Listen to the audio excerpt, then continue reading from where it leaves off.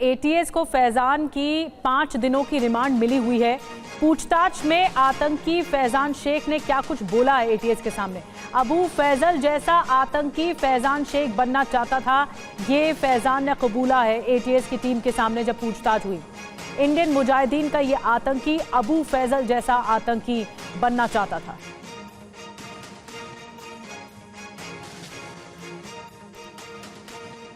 तो देखिए, पूछताछ में अबू फैजल का नाम सामने आया है कि ये फैजान भी अबू फैजल जैसा आतंकी बनना चाहता था। भोपाल सेंट्रल जेल में ये आतंकी बंद है। एटीएस जवान की हत्या का ये आरोपी है। अहमदाबाद बम धमाके का भी आरोपी है। उत्तर प्रदेश का रहने वाला है। इंदौर में इसके खिलाफ पहला केस दर्ज हुआ।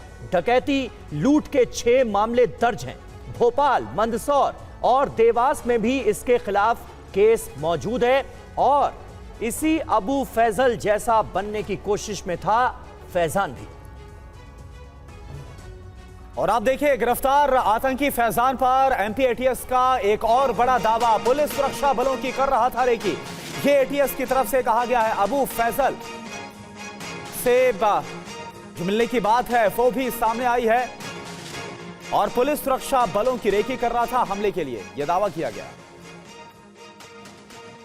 ये लोन वुल्फ अटैक प्लान कर रहा था और सबसे इसमें सनसनीखेज कहा जा सकता बात ये था कि ये सुरक्षा बल के जवान एवं उनके परिजनों की निगरानी एवं रेकी कर रहा था और कोई इस तरह का वारदात करना चाह रहा था जिससे कि एक जो स्टेट है उसको वो चैलेंज कर सके, सुरक्षा के तंत्र पे अटैक करना चाह रहा था। ये इसकी डिज़ाइन थी। ये यासीन भटकल जो इंडियन मुजाहिदीन का संस्थापक था और अबू फैजल से बड़ा मुजाहिद बनना चाहता था।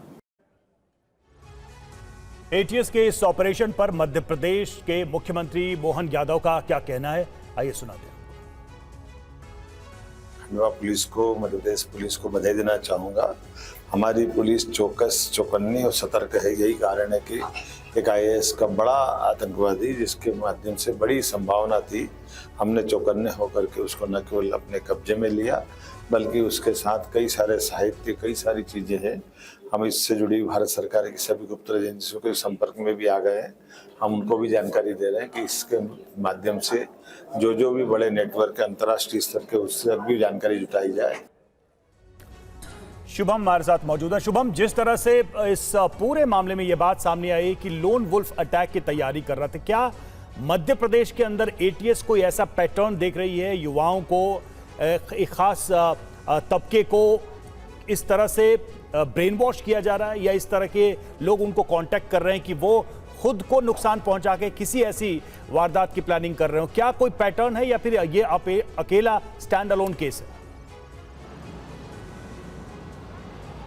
देखिए, ये अकेला शख्स नहीं है। बीते 1.5-2 सालों में TV9 भारतवर्ष ने कई बड़े खुलासे किए हैं मध्य प्रदेश में आतंकी गतिविधियों को लेकर।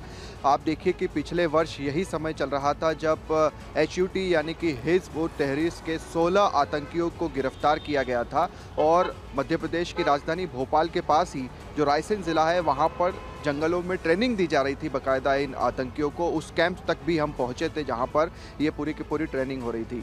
उसके बाद जबलपुर में 3 ISIS से जुड़े आतंकियों को गिरफ्तार किया।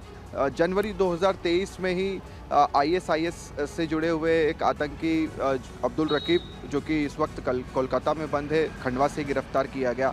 3 सालों में मध्य प्रदेश एटीएस ने 55 आतंकियों को गिरफ्तार किया है और कहीं ना कहीं जिस तरह से पूरे मध्य प्रदेश में, चाहे वो रतलाम हो, खंडवा हो, जबलपुर हो, भोपाल हो, हर तरफ कार्रवाई देखने को मिली है। हैदराबाद तक मध्य प्रदेश एटीएस पहुंची है। तो ऐसे में इसी चीज़ को लेकर इनमें गुस्सा था, ये बौखला गए थे और मध्य प्रदेश एटीएस को टारगेट करना चाह रहे थे क्योंकि कोई भी मंसूबे, कोई भी चीज़ ये करने जा रहे थे उससे पहले ही मध्य प्रदेश एटीएस दबिश देती है क्योंकि 16 आतंकियों को भी पिछले वर्ष ही, जो कि HUT हिज़्ब उत तहरीर के थे जिसमें कई प्रोफेसर शामिल थे, उनके दोस्त शामिल थे, उन्हें भी गिरफ्तार किया गया था।